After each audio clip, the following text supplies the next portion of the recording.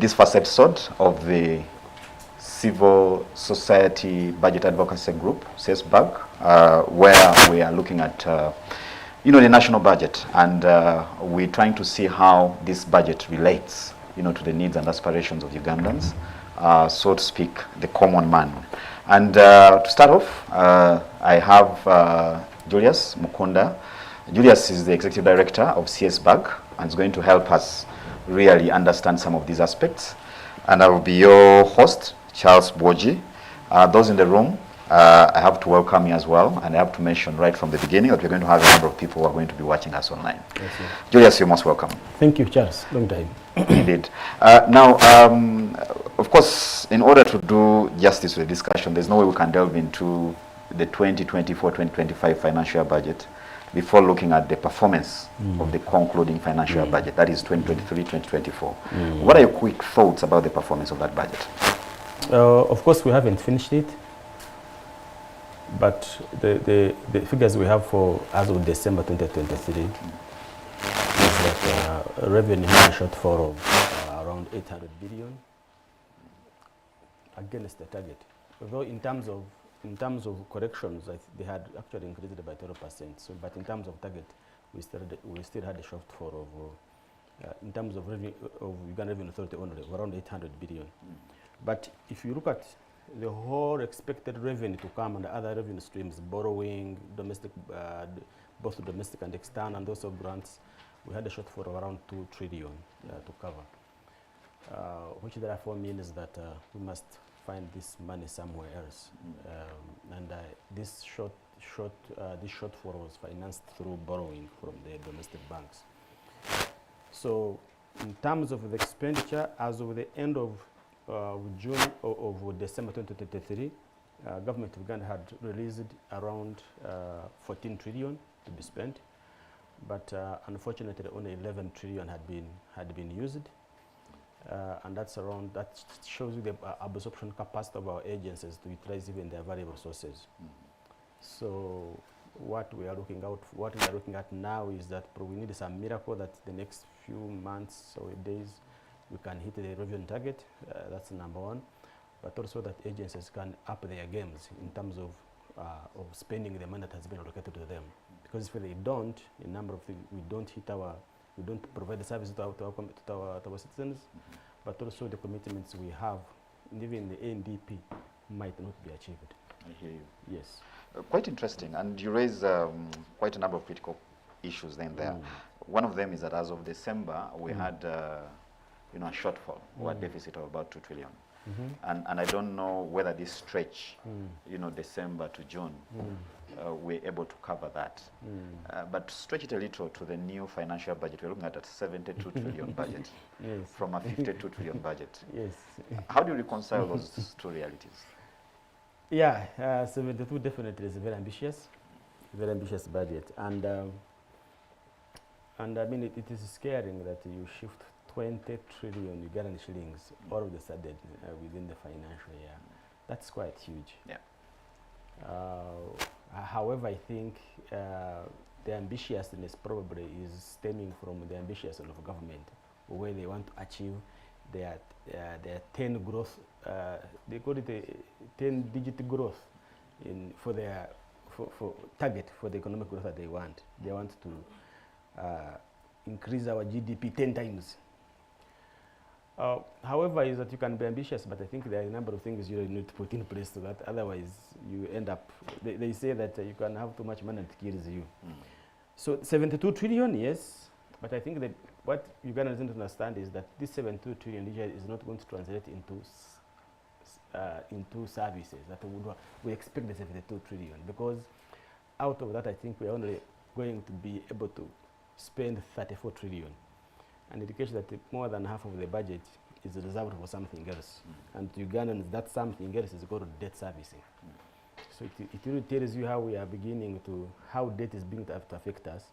And I think for me, the question is, the whole thing about this debt servicing would not be worrying us if two things were answered very affirmatively. And that is, one, how we contract these loans. The process of contracting the loans. in our assessment as CSBAG, we feel that these loans, we rush to get them when we are not ready. And the second one is our ability to absorb these particular monies. We are finding some very disturbing numbers, that 14.4 trillion of loans are not disbursed. They are called undisbursed loans, which means that we rushed to sign the agreement but forgot to fulfill conditions on how these loans should be applied. So they are up there, 14.4 undisbursed. So the major issue that I think we can understand about the 72 trillion budget. So we have that debt part, but we also have the 34 trillion that is there on how the 34 million is going to translate into our service delivery. It could also be a discussion. Yes. But maybe also we can look at where does this money go. We see sometimes also it's important to understand where the money goes. Because what we are finding out, for example, is that a big chunk of the money is staying at the central. Only 5 trillion is being dispersed at the local government level. So that could be another way you want to look at it, see how this 72 is going to be allocated. Around 5 trillion is for local governments. How many local governments do we have? So each local government is going to take how much? So that's an area you want to look out for.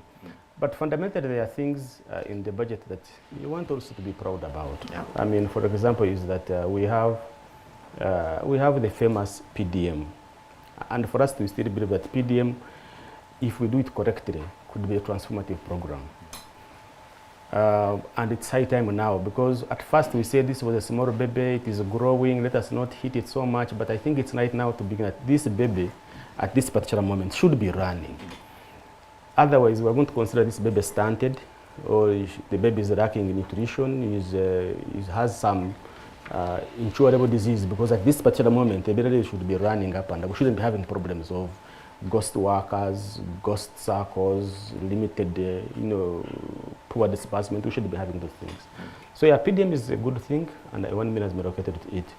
We've been suffering with the seed input, fake inputs. We are seeing government committing itself around 60 billion with the Ministry of Agriculture, where they are likely to put money for seed certification. So we believe that's good money to spend. Money for anti-tick vaccine with the NALO. You know how the cattle corridor has been suffering with ticks. Yeah. But let they tell us that ticks, the kind of acaricide you are using, actually it fattens the ticks. They don't fall off. So there are some areas. We see SGR now, right now, government has said, let's do it. So they are trying to buy the right of way. So we have seen the money for KCCA, for potholes.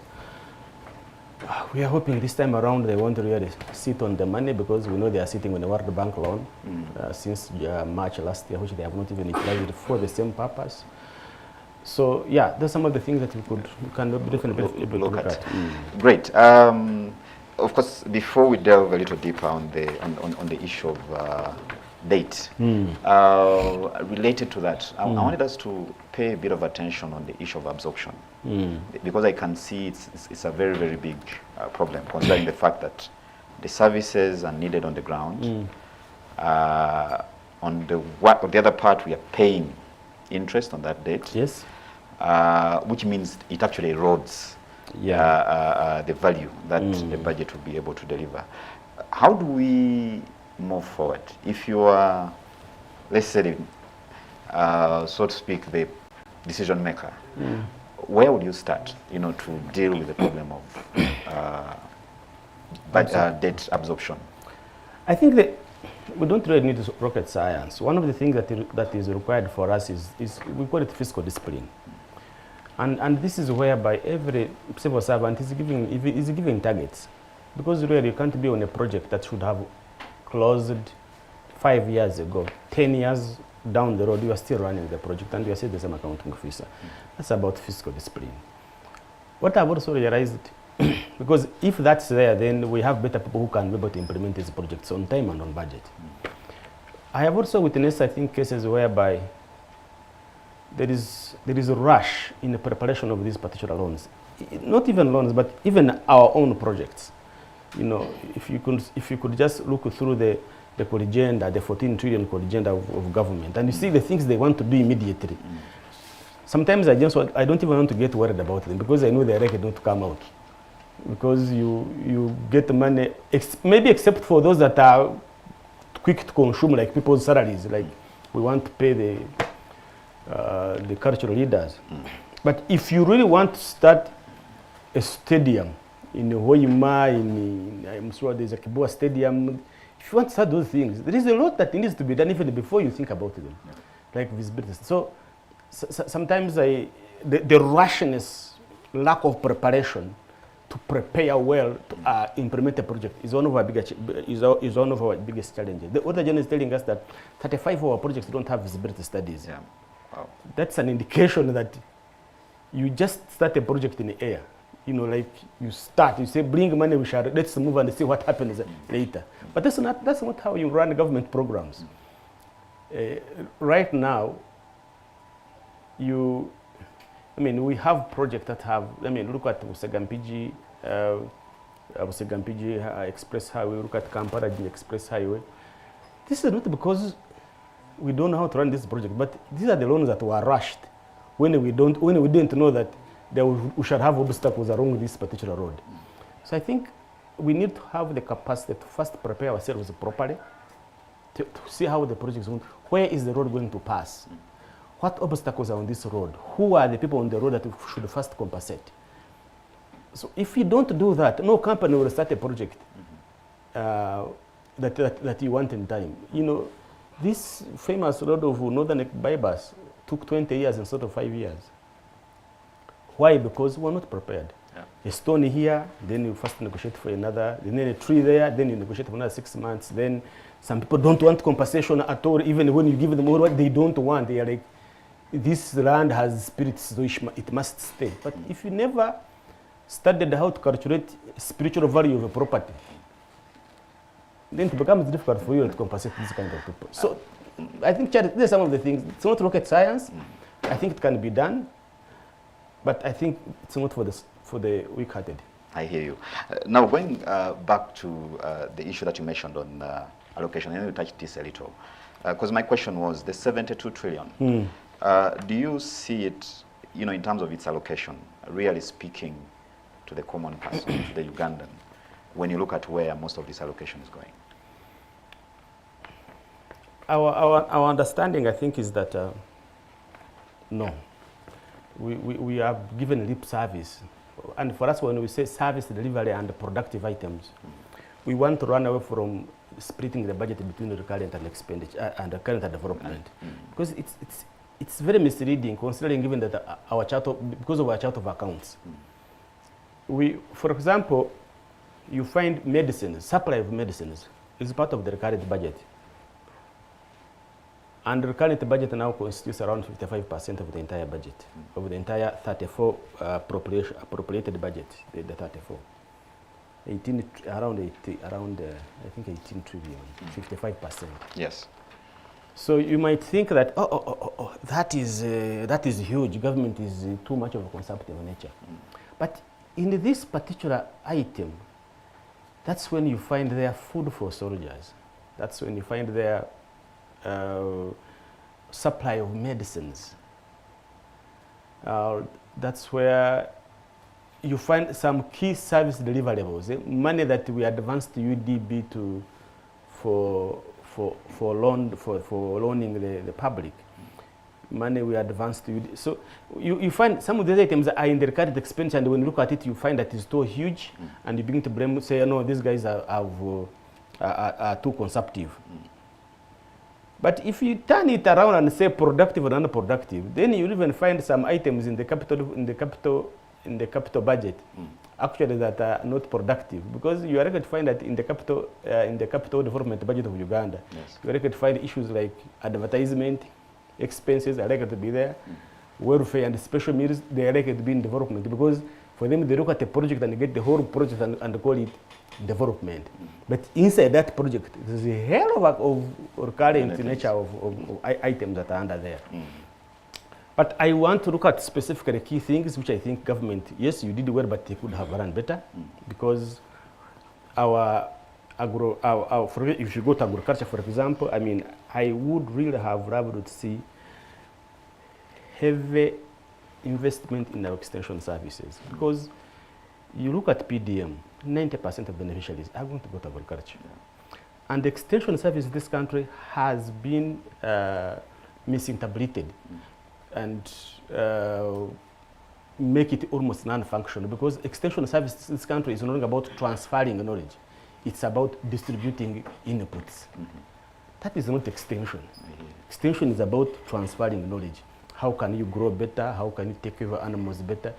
It's not about bringing seeds and supplying them distributing them. So you want to see real resources, heavy resources going into that particular area. Our referral hospitals, really, they get around 298 billion. At first I looked at it, I thought probably this is probably only their salary, but that is the total amount of money they're supposed to get. You can't spend that little on a referral hospital. Otherwise, everybody's going to start coming to Marago. If Chirundu cannot treat malaria, then everybody's going to go there. I hear you.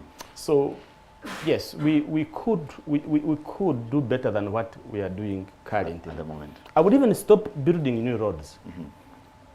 I would instead put more money on maintaining the old ones. Because the capacity now to start on these huge projects is extremely very limiting, considering our fiscal space. Because more than half of the entire budget is going for debt servicing. So you can't acquire new loans to do roads, yet the old ones can't function. The traffic jam in Kampala, I mean, it's a mess on its own. So really, for me, those are the areas I would want to put through in more resources, more money. Thank you, Julius. Now I want to pick your mind on this as well. I know you work quite closely with the grassroots local governments. And I was looking at the call agenda for this financial year's budget. And I'm looking at, because you mentioned a little at the beginning, you know, the fact that we have some of the funds too much at the center. Yeah.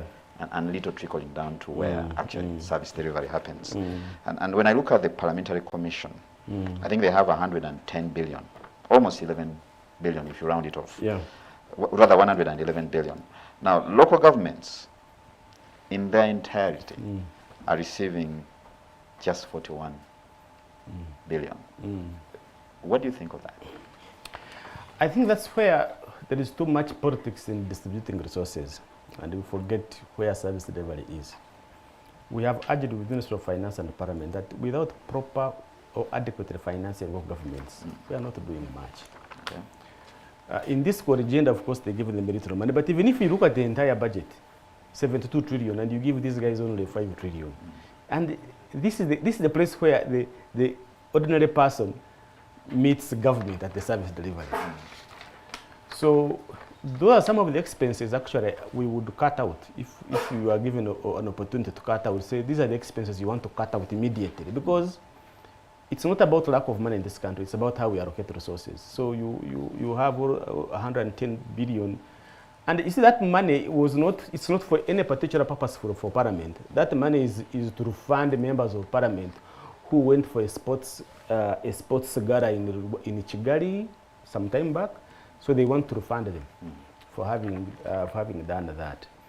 So for me, really, these are some of the expenses. These are some of the expenses you want to get out of the budget to be able to have extra resources to find those activities that are very critical to you. Look at almost 700 billion we have allocated to day farmers weight course. They want to start. For heaven's sake, I think for me is, whereas I support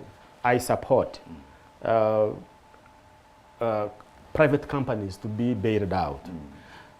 But you just can't bail people out of a blank check.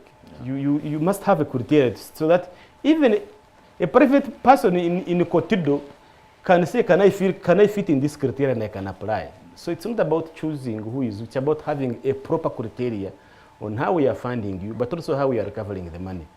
Some companies are dead completely. You need to just bury them. Some definitely need some revival and recovery. So you need that part. So there are those expenses in the budget that definitely Parliament, you have that money for day, you have other billions going to Atiak Sugar Factory. Basically, really is that these are things you could tell people that just let's hold on there and first concentrate on one thing and one thing at a go. Because the problems are so many in this country, and you cannot solve them in one day. It's impossible, and that's why we are contracting all these loans, because we have so many things to be done at the same time, but we don't have the money. Now we are borrowing left and right, and because of these borrowings, I mean, recently Moody rating agency downgraded our economy to a B3. A B3 means that you are a very, very risky country. So something must be done. And it's a tough one, because it means if you go back to the market to borrow, we might borrow at even higher interest, because we are considered a high risk. I would not worry if they gave us that rate and we are not going to borrow again.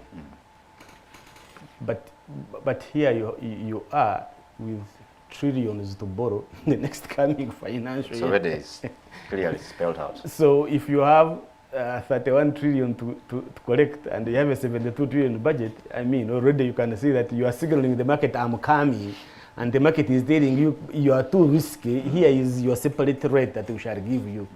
So the waters are really not calm for us. That's quite interesting. Now, talking about debt, Julius, again, I know if you speak to the local businessman, you know, we all know that government is a major source of employment and business as well, because there are many suppliers to government. And sometimes when we are discussing the debt issue, we tend to focus so much on the foreign debt and forget the domestic areas. And I think it's a big, really, animal in the room, because when we talk about revenue mobilization, and I think finance is now pursuing a domestic revenue mobilization agenda. And they're looking at this person who supplies government and is not yet paid, or is never paid, or is not sure about being paid. I want you to speak directly to that. How do we tackle that issue so that we improve, you know, that relationship between the local supplier and government? I mean, to another Ugandan right now, is that our government is not in a, I don't want to say it's not in a position, but it is very reluctant to pay its suppliers. Because I think our domestic area is around 2.2 trillion, but we keep on allocating 200 million every financial year. And you want to ask yourself, why do you do that? I think basically is that we have our planning is still inadequate to capture all the obligations that we have. That's number one. Because if we had that, then we would have finished paying off our suppliers. The second issue, of course, is that lack of commitment control among our accounting officers. People are still committing government even when they're not supposed to do that. And that leads to corruption and misuse of resources, because people now begin to push for their own tenders to supply things that government doesn't have money. If we are strict on that, if it is found out that you've committed the government against the law, the Public Finance Management Act, you are either removed or you are made to pay for in your pocket. These are the things that completely be wiped out. But secondly is that when you look at domestic borrowing, I mean, now we are really we are going above 10 trillion. Is that you are going to have less money in our banks right now to be able to lend for on-one lending to the private sector in this country. And we pride ourselves as a country that is for private sector development. So already you are pushing private sector out of business. The loans are very high already, but also they are very limited. The market is very limited. So as you go in, very few companies will be able to get these loans to pay back. And it's a vicious cycle, because even those that have not got credit director to close, because you as a government, you're not even paying them to pay back the loans. So you're going to have a very huge non-performing loan portfolio within the financial sector, and which you don't have. So government, number one, needs to really reduce its appetite on domestic borrowing, and they need to do that. To do that requires government to plan 3 years ahead for external borrowing. Because external borrowing, you don't go into the market today and you get the money tomorrow. Domestic borrowing, you can do that. It is easy. So government needs to have a 5-year borrowing strategy if they want to make sure that our domestic private sector actually can survive and thrive. 5 years. So negotiation for the loans for this next financial year, you should have finished negotiated them for them last financial year. That's the kind of planning you need. But it won't work. It's going to be very expensive for you to get it, but also it's going to put pressure on the government to spend on those particular items that have come up. So strategy on borrowing is very, very, very, very, very important. And also you signal on the market that these 5 years, this amount of money I want. So who is willing to bring it on board? There is that kind of planning and negotiating. But I think that our biggest challenge right now is when we are negotiating at the last moment. Like funds for next financial year. When the financial year begins, that's when the doors for negotiation also begins. So that limits our capacity to get the right loans so that we can cushion the private sector. And therefore, at the end of the day, I don't see interest rates in this country going down, for sure. I don't see it. That's a tough one. We would have really, by now really you would say, let's get into the figures of below 20 or below 15. I don't think I'm going to get to that because of government and the intended consequences of domestic borrowing and its inability to pay back to create domestic arrears. Great. Now, I want us to move to the area of taxes. Because, I mean, looking at the budget, a bulk of it is supposed to be mobilized through tax income. And I know several pundits have pointed to the fact that in order to raise good money in taxation, you've got to spur economic activity, production, productivity, and all the things that move along with that. Now, I know you've perused through the budget, right from the framework papers and all that. Do you see that spirit of spurring economic activity? Looking at the expenditure priorities, that government has given itself. I consider for me the current tax proposals as an inconvenience to government and its people. Why do I do that? Because you've gone for the same taxes by just adding on particular rates and maybe reviewing others to be in conformity with the law. We've not seen serious work going into expanding the base. Because the same people who have been paying taxes are the same people who are going to continue paying taxes, except at a higher rate.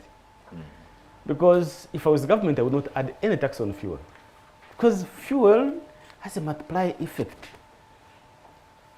on increasing the cost of business in this country. You just wait on the first day, you'll see transport is going to increase. Every price in this country is likely to increase, simply because of just 100. Even if you say 200, things will, even if you say 1 shilling, you increase on 1 shilling, there is that speculative within the energy sector that really increases the prices of each and everything. I would not have done that. I would not even have bothered with cement. Because you see, you can't have your cake and eat it. You can't say, I want to correct the rentals, and then you are making construction of rentals expensive. It doesn't add up. You either go for materials for building, so that people say, okay, it's going to be expensive, but the returns are high. Or you forget about the building materials and concentrate on the rentals, so that people can say building is cheaper. But now building is not cheap. Even the rentals are not, the rent you get is also being taxed. So everywhere you pass, it's just taxation, and it discourages business innovation, it discourages business growth. I would not have done that. I like the reduction on our fruits and beverages. There was a small reduction. But there are two things I would have done that would have an impact without inconveniencing the general public, because everybody is agitated. One is that I would look for partnerships to expand my taxes. One is that I know, and we all know, that Uganda Revenue Authority will never in their lifetime man or border posts in this country. It's impossible. They will not do that. It's so expensive. I would therefore go into partnerships with border districts to man those customs, those border posts to collect taxes on behalf of URA. And I also give them a commission. It's a win-win. Local governments are suffering, they want more money, here it is, and URA wants to collect more. They would be able to do that. Big target. To stop smuggling. The next partnership I would do again with especially urban centers. With support of USAID, urban centers have got property registers. So local governments go and collect their property rate and come back home. What if URA sits with them and says, okay, a memorandum of understanding, as you are collecting your property tax, please also collect for me rental tax. And this is the arrangement how we are going to share the revenue. Let me tell you, we would increase, currently we are collecting only 10% of the rentals tax. I'm very sure you do that, you would hike that percentage above 50%. You are not going to inconvenience anybody. It means that you are bringing all other people into the taxation bracket. So you really want URA to think beyond the current corrections we are making, to think of how we can be more effective and also bring every other person into the taxation bracket. Great, great. Thank you. Ladies and gentlemen, I think at this point we will pick your quick comments, suggestions, but mainly questions. So if you have any, you can forward one to Julius.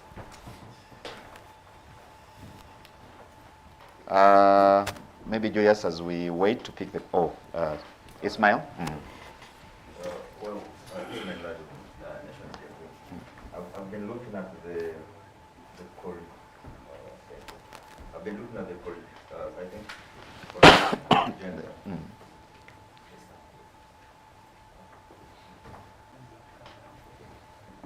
I've been looking at the agenda expenditure items, and they are in excess of 15 items, all each in billions of shillings. Now, if you look at the definition of the word agenda itself, it means a mistake. So there are more than 15 items, all in billions of shillings, and they are all mistakes. And they're now trying to be corrected back. What does that speak about our budgeting planning? I know you hinted at that, but to double down on it, what does it speak about how casual, our people were about the planning of the budget? Then, if we also look at the arrears due to suppliers, domestic suppliers, some of them have been in the fixture for the last 6, 7, 8 years or more that have been covering budget.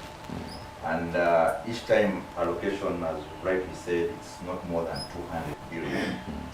So is that an agenda by probably the planners to constrain the growth of SMEs? Because these are people who give you their goods and services.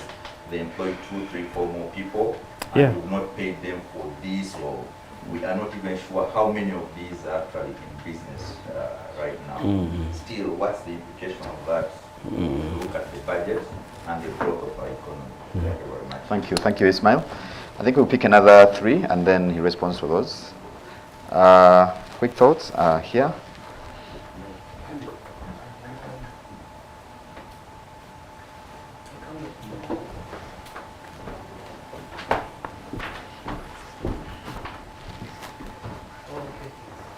Thank you very much. I just want to ask a question, which I think is very pertinent. My name is Ronald Oche, and I work here. So, one is we have this very novel expenditure. I've always talked about this severally in the different forums I've been in, and that expenditure is climate change. Okay?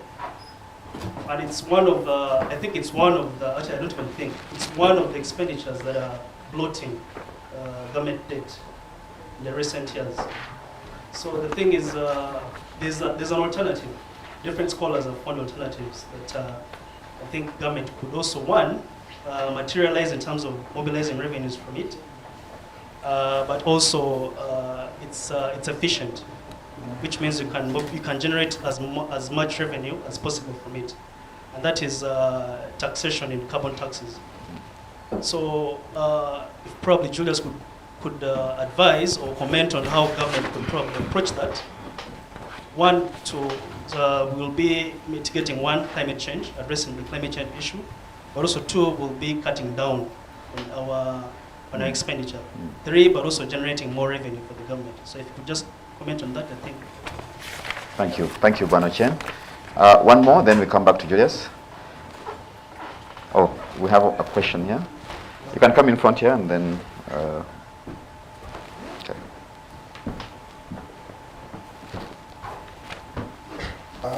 My name is Sam. To Julius, when we're talking about the PDM, we said that the PDM is allocated 1.77 trillion. But again, when you look into the budget or the minority report, Parliament minority report, there are items which they termed wasteful expenditures. And when you get just five from these wasteful expenditures, their total is 1.85 trillion. And yet the one for the parish government model, which they say is supposed to uplift 39% of Ugandans from subsistence farming to the money economy, you find that these five items are higher than PDM. So I don't know what Julius would say about this, and does he believe that these are really wasteful expenditures, or it is political and it is all environment? Okay. All right. Quickly, I think on the agenda, I think these are some of the things that we don't take seriously, because the law requires you an opportunity to correct a mistake. Maybe you had planned to purchase cows, and you had put each cow at $1 million instead of 100,000. So it allows you to correct substantially change the main document, in this case the budget. So I think agenda has really been misused in our circumstance, because you cannot have a mistake of 14 trillion. That's out of question. But also agenda is not supposed to bring new items in the budget. And I think that has been my argument, is that all along we knew we are supposed to pay Bank of Uganda 7.7 trillion. We knew that. Why didn't we budget for it? All along we knew we are supposed to pay our cultural leaders salary. Why did they have to come in the agenda? All along we knew that we were supposed to spend money on the presidential banana initiative in the Bushenyi. So so you see, these items substantially change the main document, which is the budget. But our assessment, I know why. Because these items, if they had been put in the main budget, would have gone beyond the ceiling of these sectors, because each sector is given a ceiling. So you rather remove them now, so that an opportunity comes. And opportunity in this current in our financial management, opportunities are majorly two. At the agenda, now agenda has been used as an entry point, but also at supplementary level. I would not be shocked if the next supplementary budget was going to have these items that are actually in the agenda. So we have misused it, and I think partly is to use some of the frameworks that we have in this country, because we have what we call PEFA. It's a global public finance expenditure management framework that evaluates the way government allocates resources. So I believe this time around, this is going to be a very serious issue in terms of in the budget process itself. The confidence and trust you put in the budget process, because that's a very key and also very important. In fact, in my argument, I have said this agenda is the result of the failure of Parliament to execute its mandate. You cannot be a Parliament and you are given it to pass a 14 trillion budget in an hour. That is fundamentally wrong. It is important. Even some members of Parliament like ourselves had not internalized what the 14 trillion was about. They just passed it like that. So Parliament, I think, first of all, is that their job to check the executive at this time around, they were inadequate in that particular area. They would have saved us, because it was a matter of saying, please take it back and bring it, all the items, bring them in the next financial year budget, and it would have worked around. For me, to the suppliers, I think, please be aware of supplying government at this particular level, because government has a very bad record of paying back to its domestic suppliers.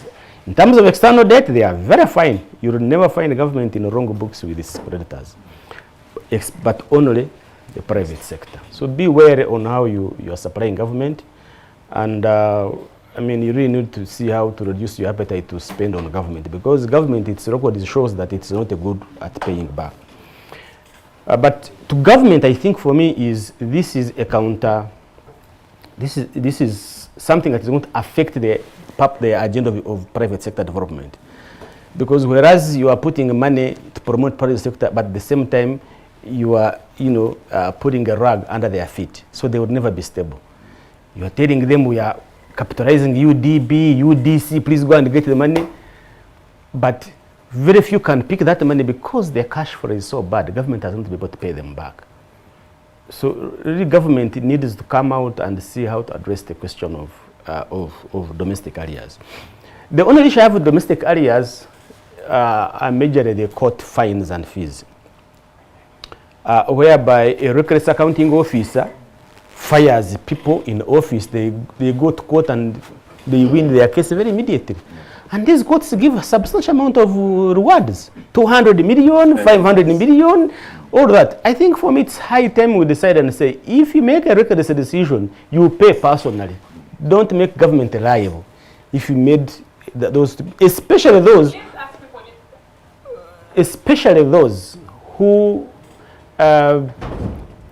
try so much and forget to follow the advice of the Solicitor General. The Solicitor General advises that please don't do it, and the fellow goes ahead and implements a decision contrary to the Solicitor General's argument. So for me, those ones really should have a personal liability, but not a government liability. Climate finance, I think we still have a long way to go. For me, that's very important. We still have a long way to go. But there are two fundamental things that have been done. One is that we have two budget codes that help us track how government is going to spend money on mitigation and adaptation. I think that's a very good measure. For the first time in this financial year, the National Budget Framework Paper, we're able to assess the climate finance, our budget from a climate finance perspective, and we're not doing well. I think we're below 50%, which was nice. Was not nice. So the government has started the climate finance unit and Ministry of Finance. We hope that this could help us develop a proper framework for attracting resources, and maybe it can be able to reduce on the domestic borrowing that we currently have. Somebody asked the PDM and the budget cuts. Actually, the opposition had 5.5 trillion in terms of totally in terms of budget cuts, and this is in line with even what civil societies had done some time back. For us, actually, we're a bit more patient. We had reduced by only 2.5 trillion, which government later on took, and they cut up to 2.1 trillion. So we believe that PDM is not part of the reckless expending of government, but there are others that should, like I mentioned earlier, that we could actually remove from the budget and remove the 72 trillion Uganda shillings. Thank you. Thank you, Joyce. Now, before you go back to the audience here, I have some quick thoughts here. I have David Obonyo from Moroto saying Moroto Regional Referral Hospital is running without a fridge in the mortuary. So you can imagine whether the budget for our country or where the budget for our country is going to. Yeah. I think this highlights some of the structural problems that we have Exactly. at different levels of social service provision. Then I have Agnes Chiravo is saying, Julius, is the tax regime broadening the tax base or deepening it? To me, the tax regime is taxing the same people harder and deeper. I think that's quite interesting, and you touched a bit about it. Yeah, I mean, we've stagnated at 14% of tax GDP for a very long time. We have not improved, and the only thing the government is doing is to deepen, add more numbers on the existing taxes. We really need to have a serious conversation on how to broaden tax, and I'm glad that the DRMS, the Domestic Resource Mobilization Strategy, is expiring this financial year. let's sit as a country and discuss about how to raise Got it. taxes. I agree. Yeah, but also where to spend it. I think that's another one. The Okay. expenditure of that tax is another discussion. Well, I think we can pick another round of questions. I have a couple of colleagues, I think, who have some stuff. Who can help me move the microphone? I think if you have a question, you can come Just and come stand in here. and just I'll start with Bwana Lukwago here. Thank you so much. I'm called Kenneth Lukwago. I have just a quick reaction to some of the things that Julius has said. First of all, I'm surprised that he seems to be having a lot of faith in Parliament and the way they handle budget these days. What I've observed that what the members do, they come and sit and vote by acclamation. Very few actually take time to actually even scrutinize the documents that are there. That's why sometimes you find the committee has taken a position and the member is debating it and opposing it on the floor, which clearly shows you that they don't get ample time to actually focus on the budget.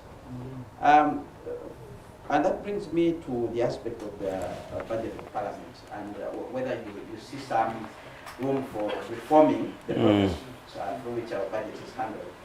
You know, it's unthinkable that for the sake of Parliament, for the case of Parliament, they only table their budgets, and that's it. From my time of covering Parliament, it was very hard to actually look into their policy statement to be able to understand clearly what is inside their budget. It's like a secret.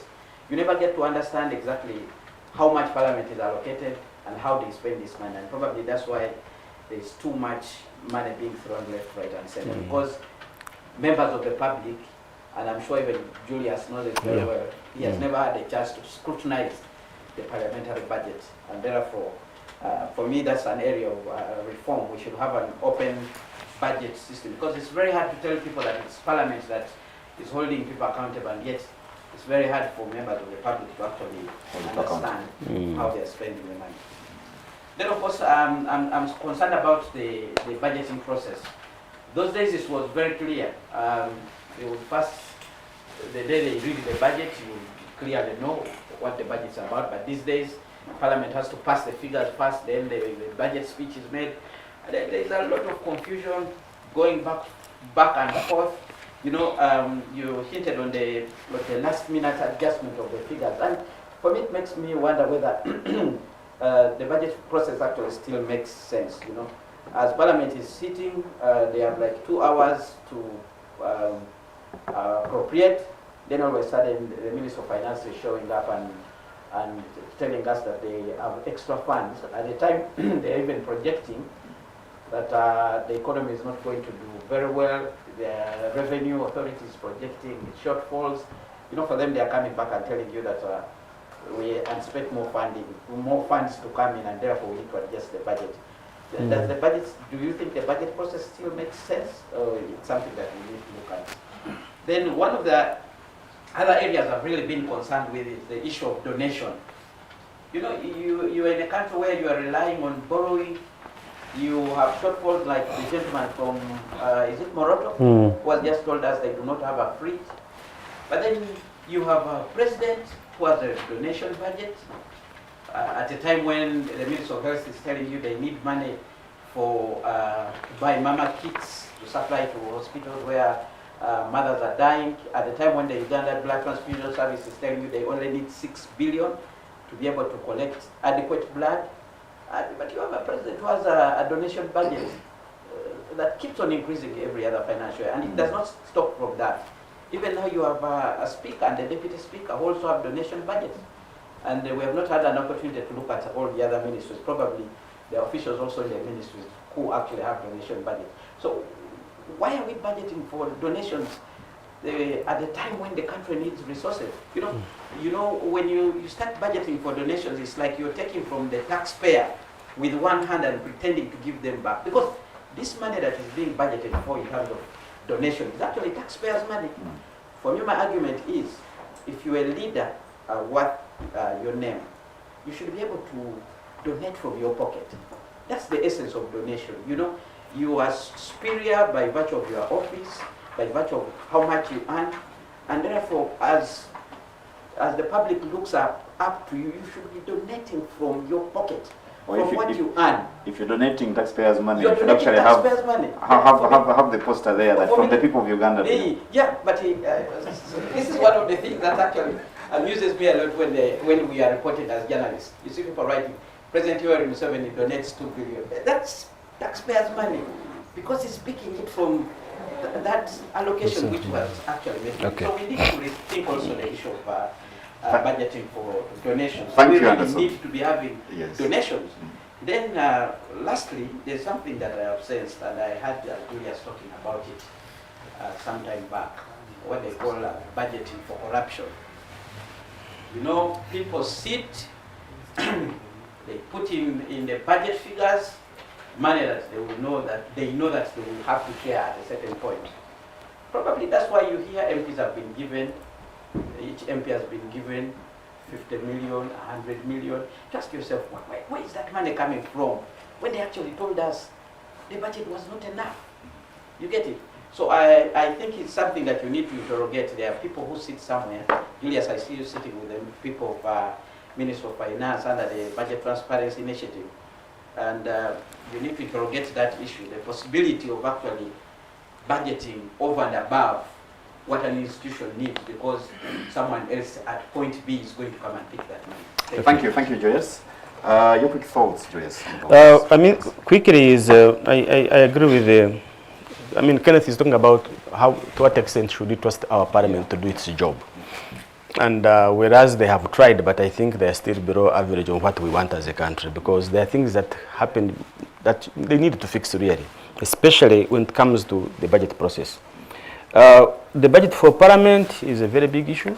It is very secretive. They never debate it on the House.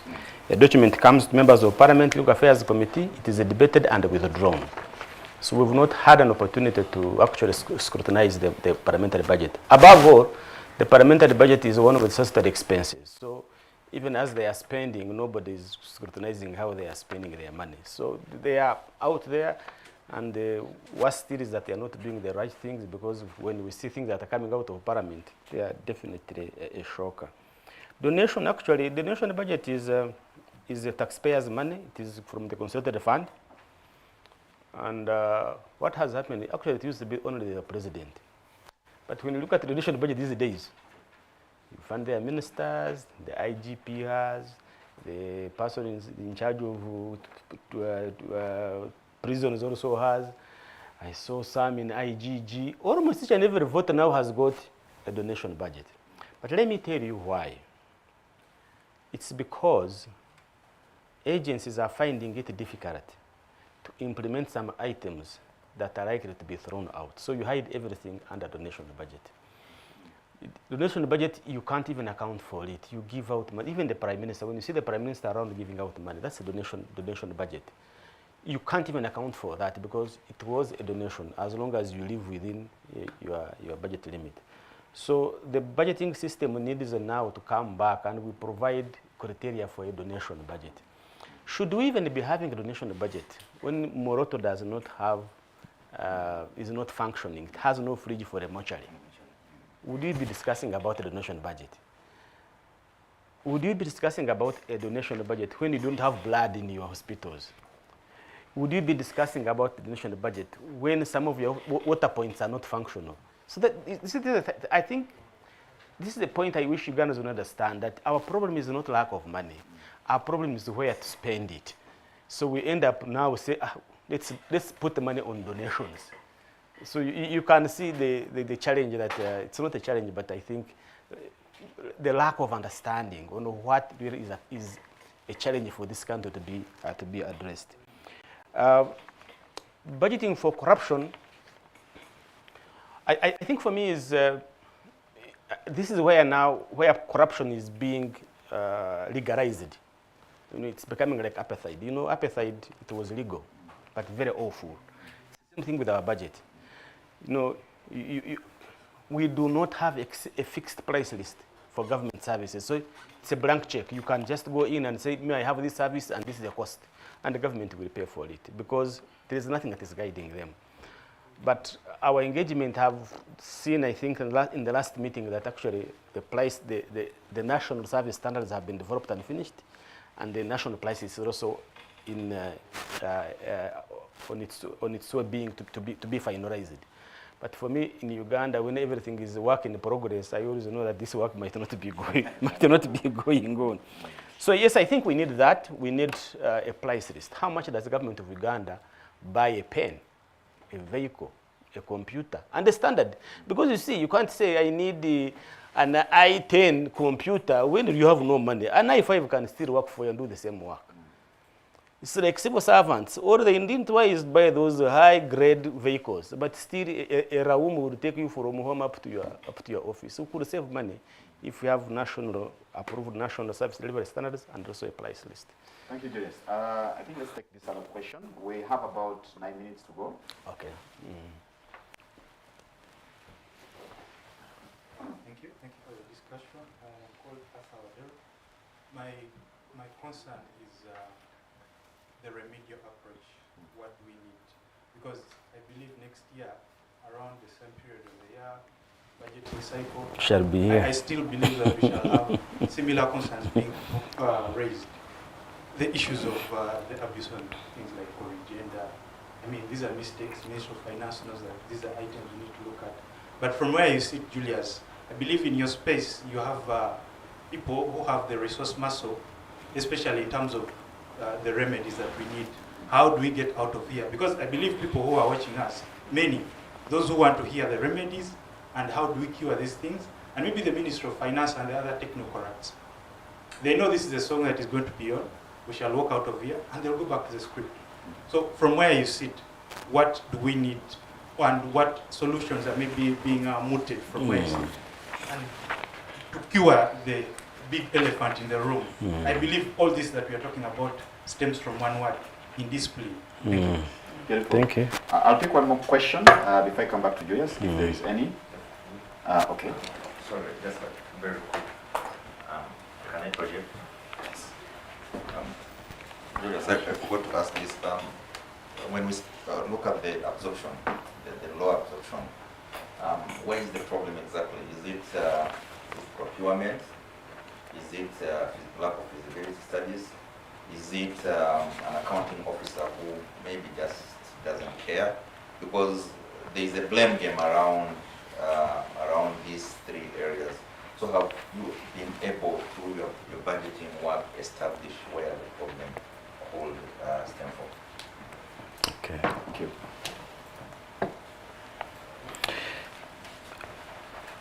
I think the first question, I think it's a good question. How do we enforce physical discipline as citizens?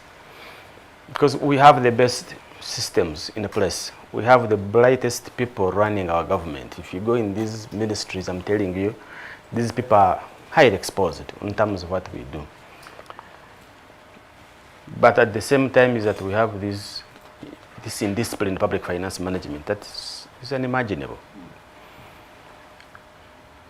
And I think our take is that one is that as citizens of Uganda, we've taken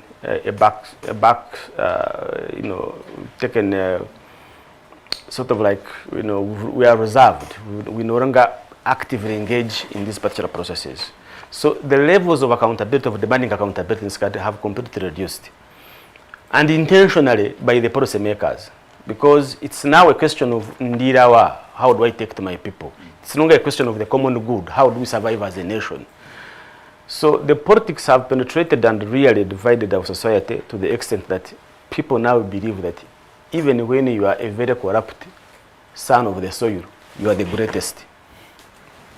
And I've said it before, that in some countries, if you are corrupt, even before they know you, you hang yourself. In others, once you are known, they hang you. But in this country, you are praised, please go and even steal more.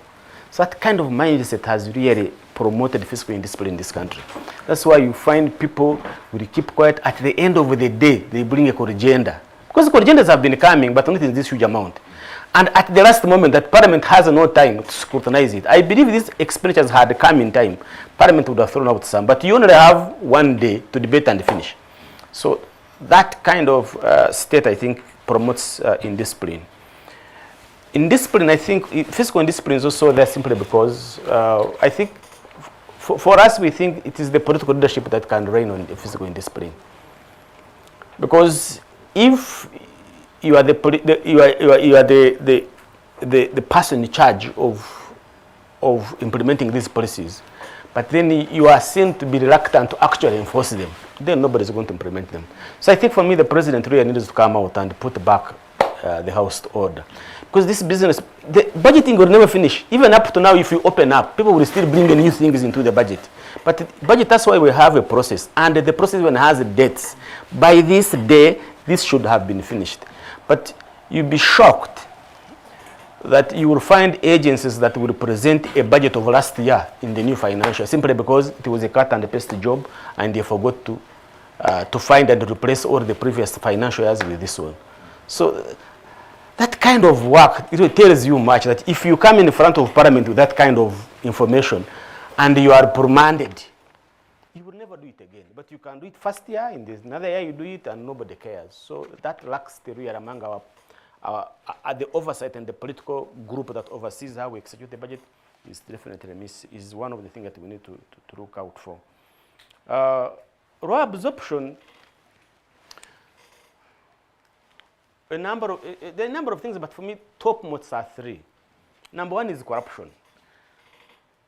You look at the way we rush to make loans. At the end of the day, it's about the commitment fees and the commissions out of these loans that are paid out, and the rest goes down. So in your mind, you are like, are you interested in paying the commitment fees, or you're interested in having this loan given to us? So that's the question I have always raised, and I think it's high time we look at it. The second one is completely lack of capacity to execute these projects. Completely lack of capacity to execute these projects. Not because we lack it, but the people we put in have not been thoroughly selected for that particular job. If there was that in the government to ensure that it's not the son and daughter of so and so to implement, but the capacity to deliver, we would not be here. We would not be here, because in some of these projects, really, I mean, you get a shock that a project is going to start and there was no visibility study. So who's going to implement that one? The other item on absorption, which we are trying to understand, is it is being alleged right now that monies don't reach the beneficiaries on time. And it's something that we promoted. If you have sent money, stand out in the public and say, today I have sent money. And the Ministry of Finance has done register that for the last 10, 15 years. But now we are being told that even after you have said I've sent money, somebody waits for the money until the month ends. So we want to work with the Accountant General to tell us the turnaround time. When do agencies receive money? When is your account credited? Because with the single treasury account system, we can be able to tell who has been able to execute those monies and who has not. I think that's very critical. The other important element, I think, for me is lack of absorption. Of course, is also the preparedness to execute. Because if you wait to start a procurement process at the time when you have received money on the account, then you are in a wrong office. Because procurement takes probably, in the government, it can take more than 12 months. So start the procurement process, finish it up. But on the day of executing the agreement, hold on until the money hits the account. And then you can start that. But if you want to start the procurement process on the day you receive money on the account, I can tell by the time you finish the process of advertising and recruiting people, the month has already gone. And that's what happened to Chirudu. They returned back money for recruitment. There are some hospitals. They returned back money for recruitment because they waited for money to hit the accounts. When the money came, they started the recruitment process. By the time they finished the recruitment process, the financial year had ended. So they returned back money to treasury. So there are things you want to avoid. That fine, let us prepare ourselves to execute these resources, but also want to understand when does Ministry of Finance release money to these agencies. At what point? Does it take a month, or it takes 2 months, or it takes 2 weeks, what they have been telling us? And then we can get the calculate properly. Great. Thank you. Ladies and gentlemen, this brings us to the end of this interface. It's the budget talk by CS Bank. Those who have been watching us online, again, we'll be having more of these interfaces going forward, just to help you understand the different items within the budget, and also to pick your minds. I think we'll have a much broader digital feedback picking process of mechanism going forward, because we want to hear from you as well. Again, it's been me, Charles, with Julius from CS Bank. See you next time. Thank you. Okay. Since this is our first cohort, we can take a photograph, because 10 years down the road, we want to see where Ismail will be.